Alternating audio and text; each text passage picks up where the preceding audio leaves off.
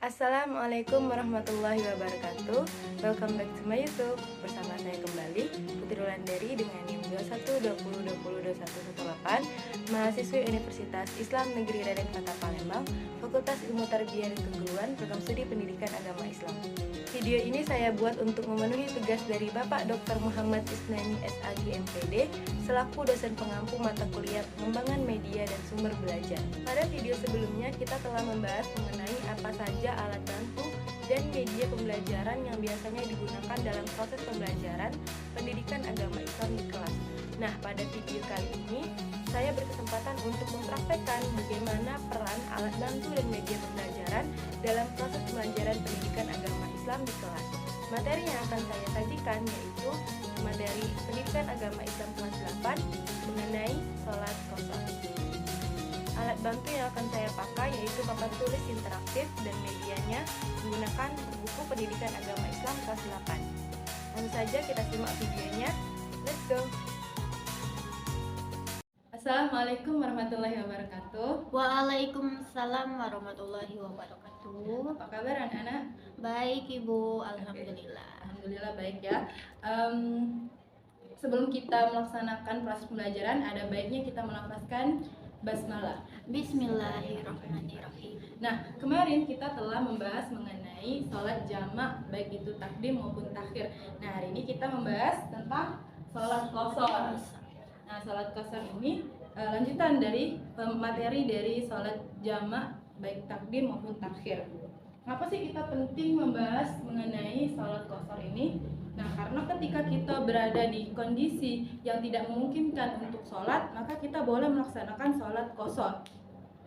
Anak-anak bisa membuka bukunya di halaman 143 mengenai ketentuan sholat qasar. Sembari Ibu menjelaskan, tolong disimak dan dicatat ya. Baik, di dalam Ibu. buku catatannya. Baik. Anak-anak sekalian sudah pernah belum mendengar mengenai sholat qasar ini? Belum Ibu. Nah, sholat qasar ini adalah sholat fardu yang diringkas bilangan rakaatnya. Nah, jadi apa tadi sholat qasar? Sholat fardu yang diringkas. Sholat fardu yang diringkas bilangan. Ya.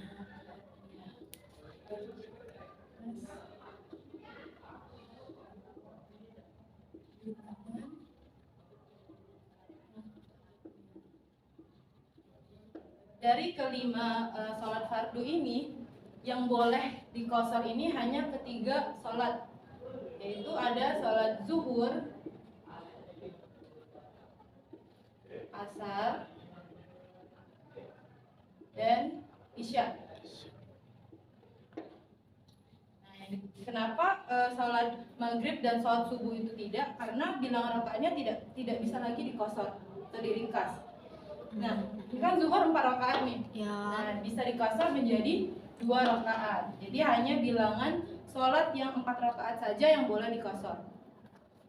Ibu izin bertanya. Ya, nah ada silakan. Emang boleh sholat itu diringkas? Boleh, karena di dalam Al-Quran tertera sudah dalilnya dalam Quran surah An-Nisa ayat 101. Nah, coba lihat di bukunya yang di bagian atas di halaman 143. Di situ sudah tertera hukum sholat qasar itu mubah, boleh dilakukan. Nah, di dalam mazhab Syafi'i, karena kita mayoritas masyarakat Indonesia ini menganut mazhab Syafi'i, itu dibolehkan untuk mengqasar sholat. Nah, di sini bunyi dalilnya Bismillahirrahmanirrahim. Wa iza darabtum fil ardi falaysa 'alaikum junahun an taqsuru minas sholat in hiftum ayyaftinakumul ladzina kafaru innal kafirina kanu lakum aduwan mubina.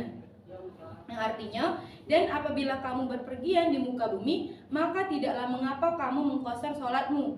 Jika kamu takut diserang oleh orang-orang kafir, sesungguhnya orang-orang kafir itu adalah musuh yang nyata bagimu. Nah, jadi dari dalil ini kita bisa menyimpulkan bahwa hukum sholat qasar itu Mubah. ya diperbolehkan. Jadi hukum sholat qasar Mubah.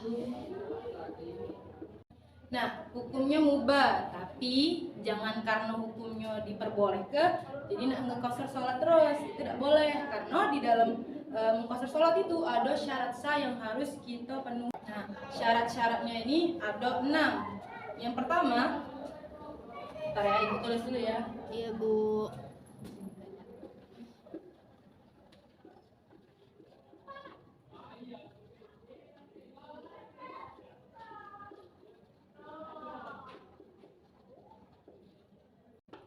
Nah, ada 6 syarat sah ketika kita ingin melaksanakan sholat qashar. Yang pertama itu perjalanan bukan untuk dilakukan maksiat. Jadi perjalanan yang kita lakukan tuh ada hal kebaikannya, bukan untuk maksiat, bukan untuk cewekan ya. Dengar enggak? Iya, Bu. Yang kedua itu sekurang-kurangnya jarak itu 80, 64 atau 82 km menurut Al-Habib Zain bin Smith. Yang ketiga, mengetahui diperbolehkannya sholat qashar. Nah, ini dari sini kita boleh sholat qashar karena sudah mengetahui nih hukum sholat qashar tadi. Nah, yang keempat, perpergian terus menerus. Maksudnya di sini, ketika kita pergi kita mengetahui bahwa kita bakal melewatkan waktu sholat. Jadi boleh. Yang kelima, sholat yang diqashar bukan sholat qadha. Artinya sholat yang pada saat itu, bukan sholat yang kita tinggalkan di waktu-waktu yang lalu. Yang keenam, berniat sholat pada waktu takbiratul ihram. Dalam melaksanakan sholat qashar ini ada waktunya, dibagi menjadi 2. Sini. Yang pertama ada di waktu pertama sholat. Pertama sholat. Ini disebut jamak takdim. Dan yang kedua ada waktu kedua sholat.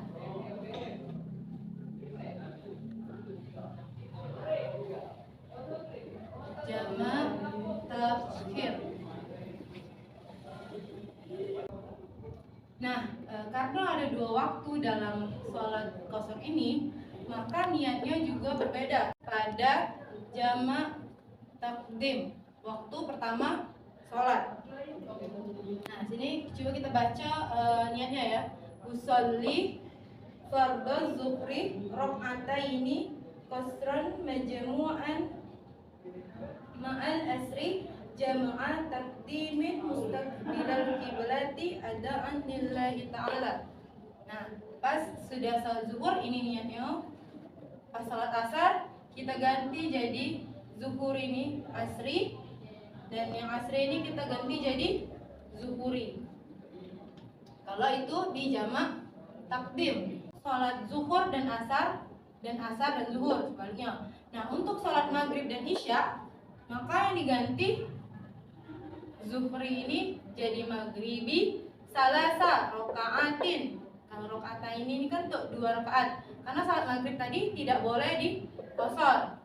Nah, bagian asri ini diganti isya'i. Gitu pula pada jamak takdim maupun jamak takhirnya.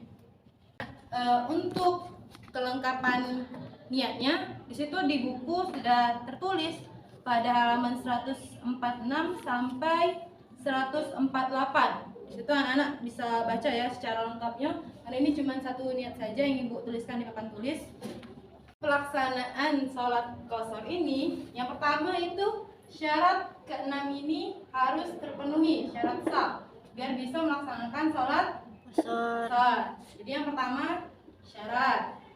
Kedua, melaksanakan sholat zuhur 2 rakaat sampai selesai. Niatnya ini tadi ya. Nah, yang ketiga tegak, kemudian melaksanakan sholat asar lagi 2 rakaat sampai dengan selesai. Di dalam buku juga sudah dijelaskan bagaimana tata cara pelaksanaannya. Nah, anak bisa baca ya di buku. Iya, Bu. Nah, dengan adanya hukum sholat qashar ini, jadi Allah tuh sudah mempermudah kita untuk melaksanakan sholat. Walaupun berpergian dengan jauh sekalipun, dipermudahkan dengan adanya sholat qashar dengan sholat jamak. Jadi ndak katik lagi omongan ninggal ke sholat. Tugasnya sekarang kerja ke halaman 153 untuk pilihan gandanya saja sampai 194. Baik, Bu. Tidak usah dibuat soal, dikumpulkan ya. Baik, Bu. Kedepannya kita akan praktek melaksanakan salat qasar di musola Iya, Bu. ataupun di kelas, kita lihat kondisinya. Baik, Bu. Nah, jadi harus dihafal ke Baik. niat-niatnya. Dan tadi sudah Ibu ajar ke ya cara-caranya Cak Mano. Oke. Baik. Nah, sepertinya waktunya sudah habis.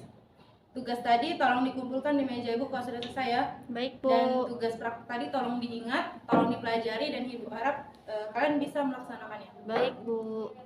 Dengan berakhirnya pembelajaran, mari kita sama-sama melafazkan lafaz hamdalah. Alhamdulillahirabbil alamin. Ya, Ibu pamit undur diri. Ibu akhiri, wassalamualaikum warahmatullahi wabarakatuh. Waalaikumsalam warahmatullahi wabarakatuh.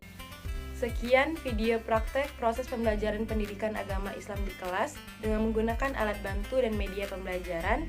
Jika ada kesalahan, saya mohon maaf. Kepada Allah saya mohon ampun. Dan jika dirasa video ini bermanfaat, tolong di like, comment, and subscribe. Saya akhiri. Wassalamualaikum warahmatullahi wabarakatuh.